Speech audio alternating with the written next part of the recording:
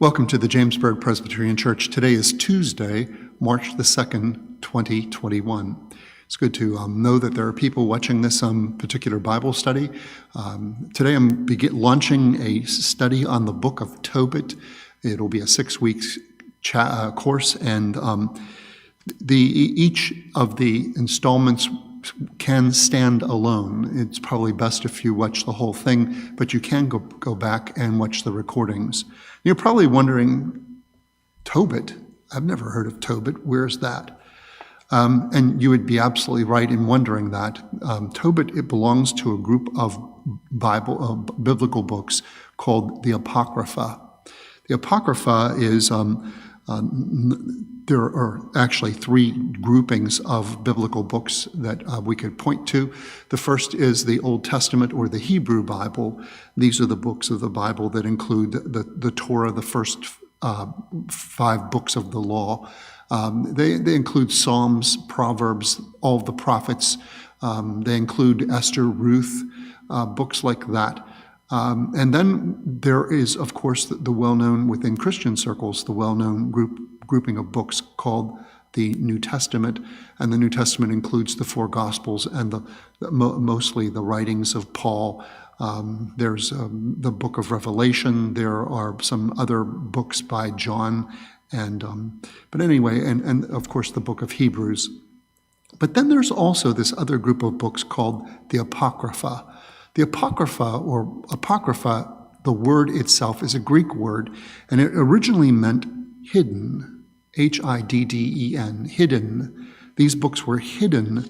It's because they weren't included in the Old and New Testament in the beginning.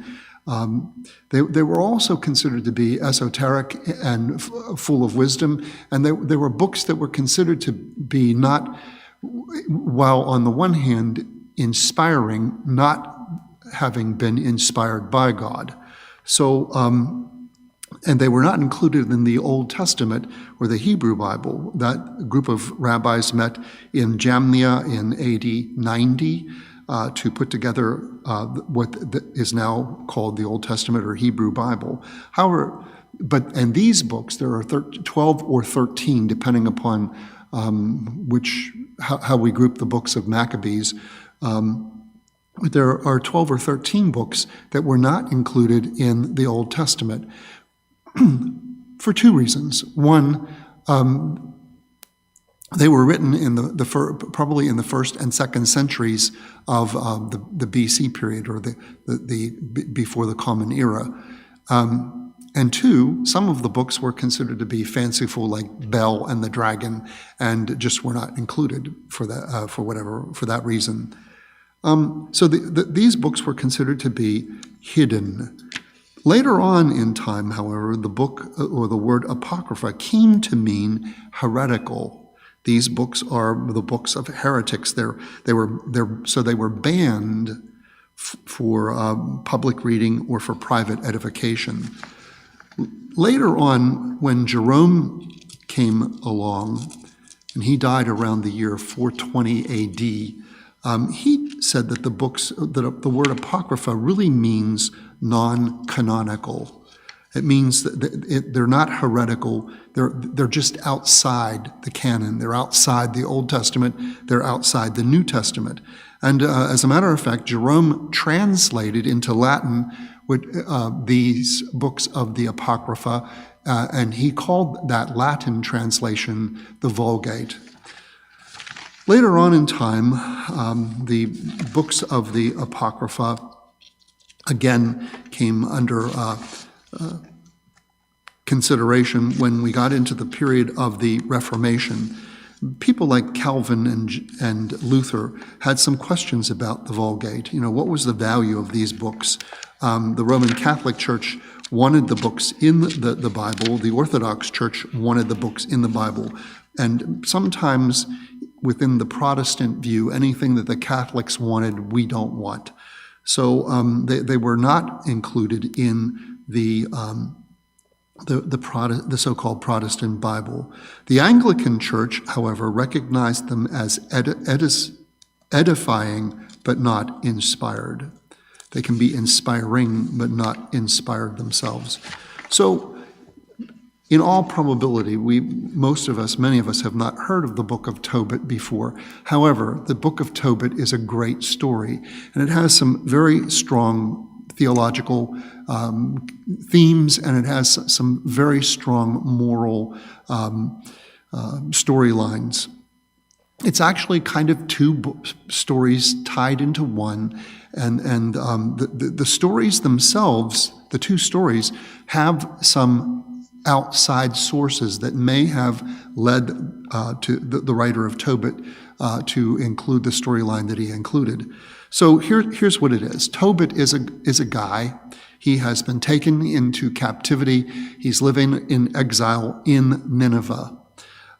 He has a government job when we start off, and apparently what's happening in this kingdom is the emperor, just out of sport, will capture a Jewish man or woman, kill them, and then throw their body along the side of the road to rot. Tobit decides that this is a disgrace, so he begins to round up these bodies and bury them at his own expense. He gives each dead person a proper burial. Somehow, some way, in doing this, he becomes blind. His wife, he's married to a woman by the name of Anna, and he quarrel because he is now blind. He's dependent upon her. They're in a big financial mess, and so he prays to God to die. He just wants to die. Meanwhile, he does remember that he has some money tucked away in another town, and decides that he'll send his son to get that money, which will help them in their living expenses. His son's name is Tobiah. However, Tobiah doesn't know the way to the city, doesn't know, and they're also concerned that Tobiah, carrying this large sum of money back to Nineveh, could be accosted by robbers and killed. So he needs to have somebody to help him. They go to the city gates, and they find a man by the name of Raphael. And Raphael tells Tobit that he is, in fact, a member of their family, one of their kindred, and that he knows the way to the town where this money is. And not only that, he would be glad to go and take care of Tobiah, make sure that he's safe. They agree upon a set fee for the amount that Raphael will be paid upon completion of the journey. Meanwhile, in the city of Ecbatana, there is a woman by the name of Sarah. Sarah has been married 7 times, and every time on the night of the wedding, where they go to the bridal chamber to consummate the marriage, a demon comes out and kills the groom. Her father, his name is Raguel. Raguel has become so accustomed to this that before the marriage even takes place, he begins to dig a new grave for the husband.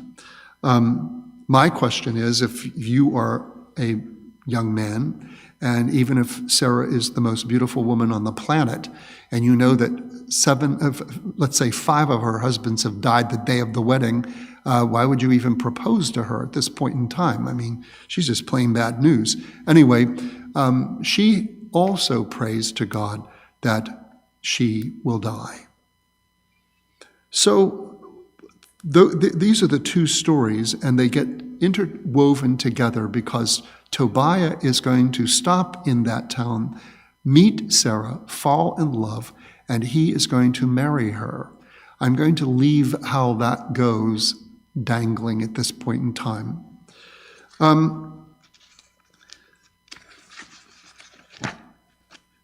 The origins of the book of Tobit are kind of murky. We do know that there is a Septuagint version of the book, which means that it was translated in Greek. We do know that there was a Latin Vulgate version of the book. We believe that the book was written in Aramaic and or Hebrew. But whether it was actually written in Hebrew first or Aramaic first is debatable. The book, also in dating the book, it's hard to date it. The speculation is that it was probably written sometime between 200 and 180 BCE. And this is because the book does not know anything about the Hellenistic period and the persecutions that were begun by Antiochus Epiphanes, which started in the year 175 to 164. There are some other reasons to date the book in this time period, but I think that it's speculative and is really not important for our purposes.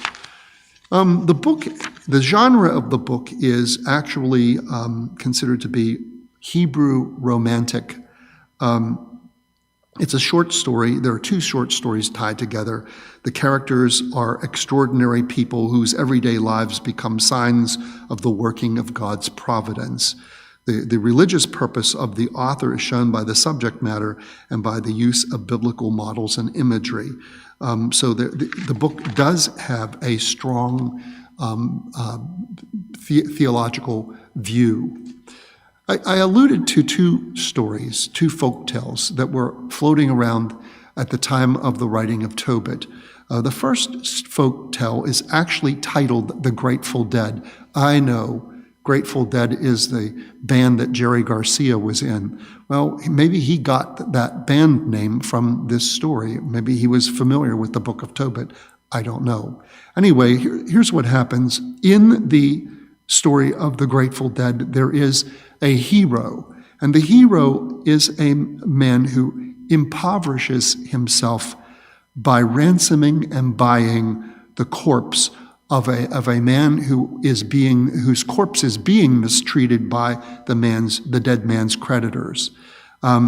He has to pay the bill that the dead man had, and he does, and he retrieves the body and buries it. While he's on a journey, he's joined by a mysterious stranger, and the mysterious stranger offers to be his servant in return for half of whatever the hero might acquire. When they get to a certain city, and now we move to a second fairy tale called The Monster in the Bridal Chamber. This was told to children back in those days. The hero gets to a story or a city, and he is instructed by this mysterious stranger to marry a princess. The only problem is the princess is haunted with a demon. The demon, so the stranger says, I will watch over you while you are in the bridal chamber to make sure you're safe. When the demon comes out to kill the groom, our hero, the mysterious stranger kills the demon with a sword. And then says, I want half of the bride. Now, at this point in time, there are two different versions of the story. He either cuts the bride in half or threatens to cut the bride in half. But when this happens, another demon serpent comes out, and he's able to kill that serpent as well. And the woman is free.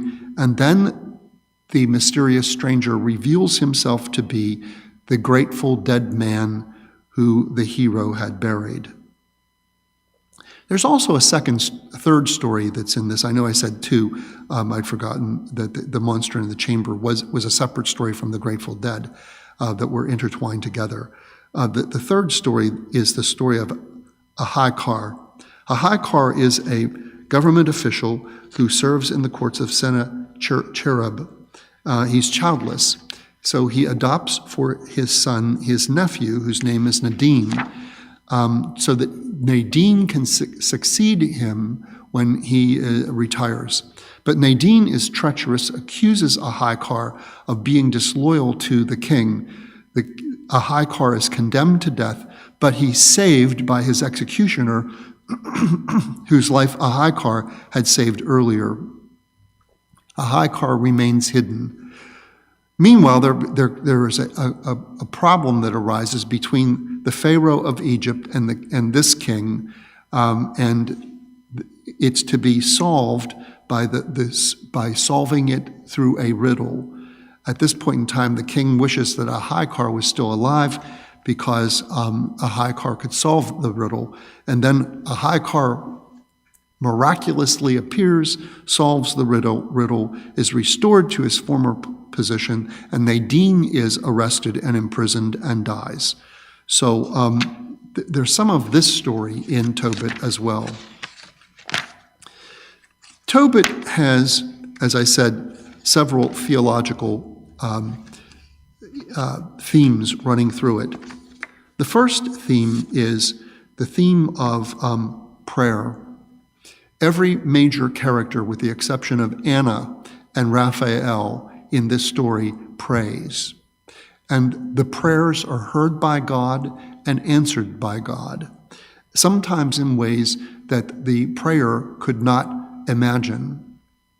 So the story, this whole book of Tobit, wants to emphasize the importance of prayer. The second thing that it talks about is charity. The idea of doing charitable things, doing things to help others, always results in people being willing to help you in return. Charity leads to a sort of righteousness, and that's important. The third theological theme has to do with the idea of retributive justice. Here's the principle, and it's found in the Old Testament. If you do good things in life, you will be blessed. If you do bad things in life, you will be cursed.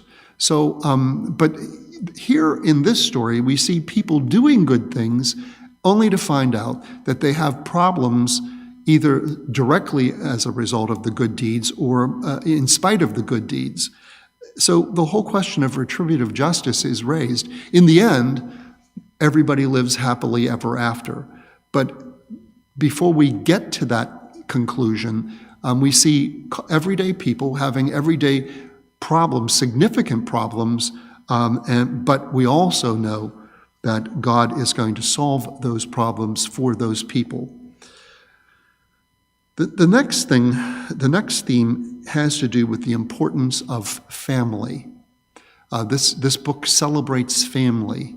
The people in the book are related to one another. They support one another for the most part. And they're together through even the tough times of life. So the book emphasizes the importance of family. And these are the four primary theological themes in the book. So next week we're going to start. I'll have some more things to say about the theological principles as we go. But next week we're going to start the book of Tobit, or the story of Tobit, and I'm going to go completely through chapters 1 up to chapter 3, verse 6. And this will be the story of Tobit.